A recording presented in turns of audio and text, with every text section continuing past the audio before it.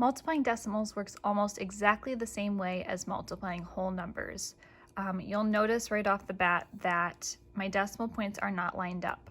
So with addition and subtraction of decimals, we do need to line up the decimal point, and that's because we want to make sure that we're adding the same size pieces together. So for example, you want to add tenths to tenths and hundreds to hundreds and things like that. You don't want to be adding hundreds to tenths.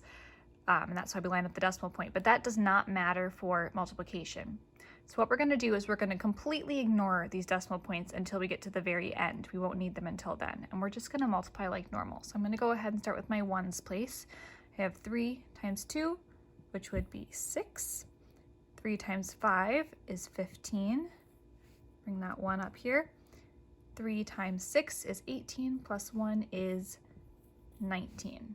And then I'm going to get rid of that 1 so I don't get confused when I go on to my tens place. Put down my placeholder 0. 7 times 2 is 14. Bring the 1 up. 7 times 5 is 35, plus 1 is 36. Bring up that 3.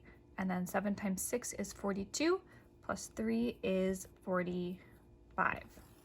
And continuing on, just like a normal multiplication problem, I'm going to go ahead and add these up. So 6 and 0 is 6. 5 plus 4 is 9. 9 plus 6 would be 15. 5 plus 1 is 6, plus 1 is 7, and then 4. Now here's where things get a little bit different. If this was a whole number, I would just leave this answer as is, stick a comma right there, and it'd be good. But these are not whole numbers. These are actually decimals. So this is not in the hundreds place. This is not in the tens place, really. This is the ones. This is also the ones. This is the tenths. This is the tenths, and this is the hundredths. These are all smaller pieces than what I pretended that they were when I multiplied. So what I'm going to do is I'm going to count up how many decimal places I have. So I've got 1 here and 2 here. There's 3 digits after the decimal point between both numbers. So I'm going to take my decimal point. Right now this is a whole number, so my decimal is right here at the end. And I'm going to bump it back 1, 2, 3 places. So my final answer would be 47 and 596 thousandths.